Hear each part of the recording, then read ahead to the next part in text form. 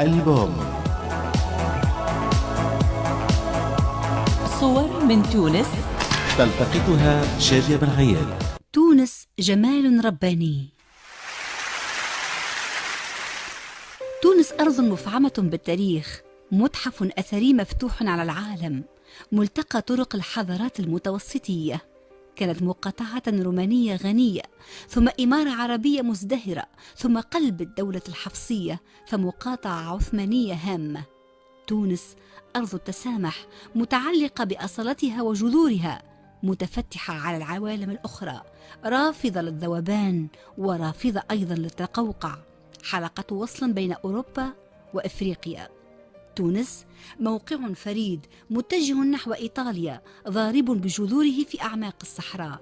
زيارة خاطفة إلى تونس الشمال، هناك من تبرقة إلى شواطئ أوتيك تجد سمفونية من الألوان الصافية، اخضرار الأرض وزرقة السماء والبحر، غابات الفلين في جبال خمير، وديان صغيرة حول بنزرت. خلاصة المشهد تنوع وفرادة.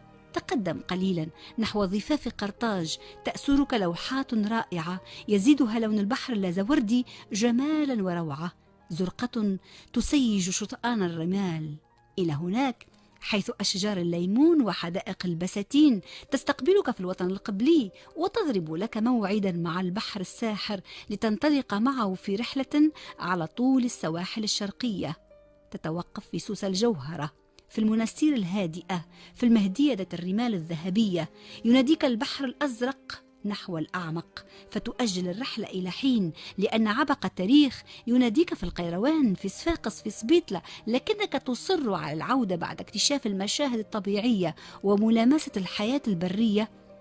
تعود مجددا إلى النسمات البحرية، إلى مشاهد الجمال والهدوء التي تتقاسمها كل من جربة، جرجيس، قرقنة، رمل أبيض، غابات نخيل، وبحر هادئ يأخذك في رحلة تستفيق بعدها لتجد نفسك في قصور كأنها نبتت من الصخور، القصور الصحراوية، في كثبان رملية، في وردة الصحراء، في واحات الجريد، في واحات الجبل، ثم تنتعش تحت رذاذ الشلالات.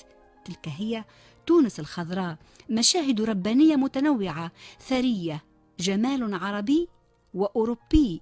وعلى ذكر الأوروبي، أتعرفون أن مدنا عديدة في تونس شبيهة بالمدن الغربية وتسمى أصلا بأسمائها؟ فسوسة هي ميامي التونسية أو سيدناي التونسية، جربة هي جنوة التونسية، بنزرت البندقية الإفريقية، تبرقة هي بالما الإسبانية أو موناكو الفرنسية، محرس هي بتي باري، عين دراهم سويسرا تونس، والوطن القبلي ريفيرا شمال إفريقيا.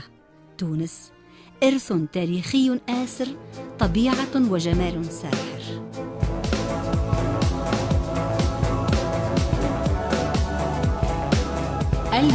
ألبوم صور من تونس تلتقطها شادية بن عيال.